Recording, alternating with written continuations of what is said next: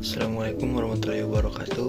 Perkenalkan, nama saya Dwi Putrianto dengan NIM 2103050. Langsung saja pengertian dari Quality Function Deployment (QFD).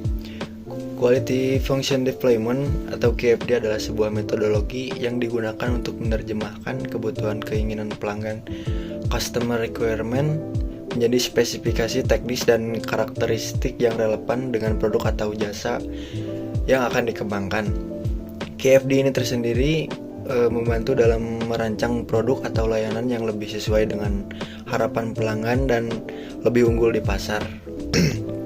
Lalu tujuan dari QFD itu sendiri salah satunya adalah meningkatkan kepuasan pelanggan dengan memastikan bahwa kebutuhan dan keinginan pelanggan dipahami dan diintegrasikan ke dalam desain produk atau layanan. Nah, yang kedua itu mengurangi perubahan desain. Dengan lebih memahami kebutuhan pelanggan sejak awal, QFD membantu mengurangi kebutuhan untuk perubahan desain yang mahal dan memakan waktu di kemudian hari. Lalu manfaat dari QFD itu sendiri, yang pertama adalah meningkatkan kepuasan pelanggan. Produk yang dirancang sesuai dengan kebutuhan pelanggan cenderung memiliki kualitas yang lebih baik. Kedua itu pengurangan biaya, mengurangi biaya pengembangan produk dan biaya kualitas dengan mengurangi perubahan desain dan perbaikan di kemudian hari.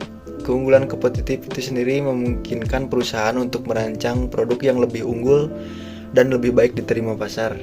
Meningkatkan efisiensi proses pengembangan produk dengan mendefinisikan kebutuhan pelanggan secara jelas sejak awal. Pengambilan keputusan yang lebih baik. Pengambilan keputusan yang lebih baik memberikan kerangka kerja yang jelas untuk pengambilan keputusan yang lebih baik dan terinformasi. Lalu ada peran matrix House of Quality (HOQ). House of Quality adalah alat utama dalam QFD yang digunakan untuk menerjemahkan kebutuhan pelanggan menjadi spesifikasi teknis yang relevan. Matriks ini disebut house karena strukturnya yang menyerupai rumah dengan beberapa bagian yang saling terhubung. HOQ ini membantu mengorganisir informasi dan menyoroti hubungan antara kebutuhan pelanggan dan karakteristik teknis produk. Nah, bagian-bagian matriks HOQ itu, yang pertama adalah kebutuhan pelanggan (what), daftar keinginan dan kebutuhan pelanggan yang dikumpulkan melalui riset pasar, survei, wawancara, dan lain-lain. Yang kedua ada spesifikasi teknis (how), karakteristik teknis dan spesifikasi yang diperlukan untuk memenuhi kebutuhan pelanggan.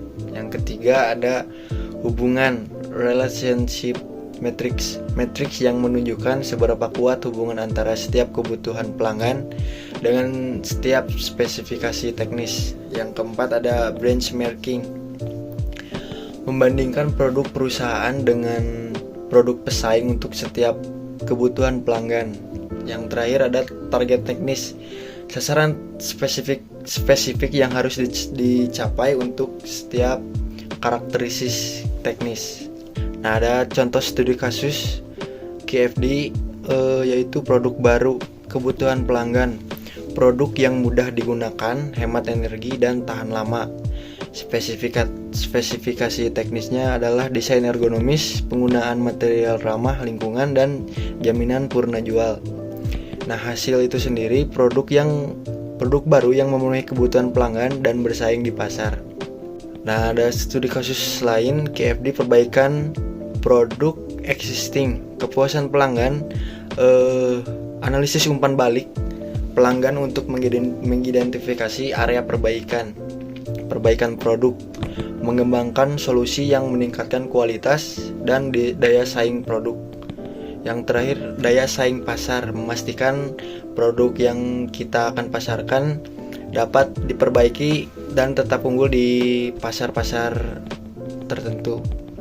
Nah, tantangan dan kendala dalam implementasi KFD itu ada 3. Salah satunya adalah komitmen manajemen, dukungan dan komitmen manajemen puncak diperlukan untuk implementasi KFD yang efektif. Yang kedua itu keterlibatan tim.